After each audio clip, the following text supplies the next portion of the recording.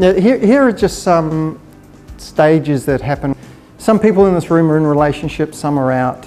Let's just go through a little bit of a cycle, just to refresh our memory. When we start to get into a relationship, who would agree that we start by exploring, looking for partners? Yep. And just a point on exploration. At that point, there is no commitment and there's no exclusivity. This is where you get people out speed dating. You know, you have 3 or 4 people that you're talking to on RSVP. Then you start dating, you found somebody, you want to get to know them, and that's when you actually become exclusive, but there is no commitment. This is like, well, hey, I'd like to spend more time to get to know you to see whether this can go further.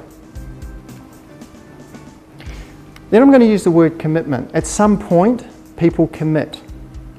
And it's sort of it's before they get engaged, but at some point saying, look, I'd really like to work at spending the rest of my life with you. Yep, so people can relate to this. The next, and sometimes that's where it ends for people. They get married or whatever, it doesn't have to be marriage, but the concept of marriage, they get married or they live together, whatever people like to do nowadays. I'm going to suggest that the next stage is intimacy.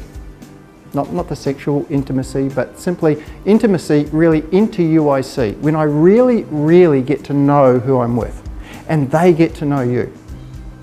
That takes a lot of trust.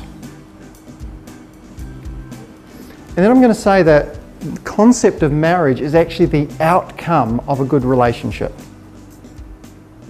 Getting married isn't the destination, but a marriage, which is the outcome of a good relationship, is. Now, I use this as a bit of diagnosis because there's 2 areas that generally people miss out on.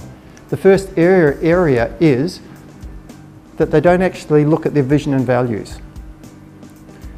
They don't look at their own vision and values, where they want to go in life, and then they don't look at the relationship vision and values. Like one of my clients, her husband's vision of retirement is getting in a boat and sailing around the world. That is not hers.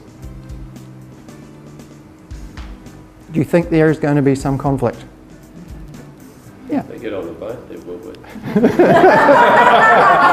Well, I think the question there is who's going to be left on the boat. How many business owners are there in the room? Just out of curiosity, business owners, yeah. How many people are in careers? Yeah.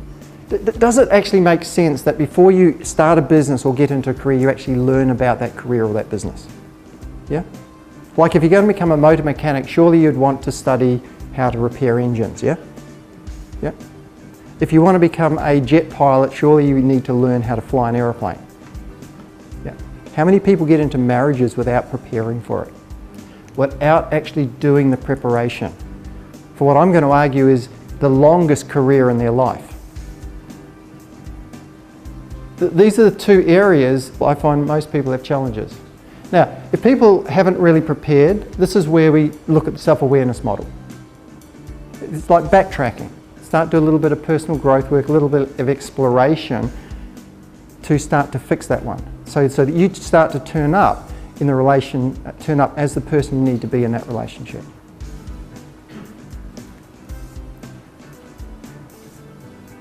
With the vision and values, this is where we use the direction setter system. Just to make sure people are aligned in relationships to give them the best opportunity for their marriage to last.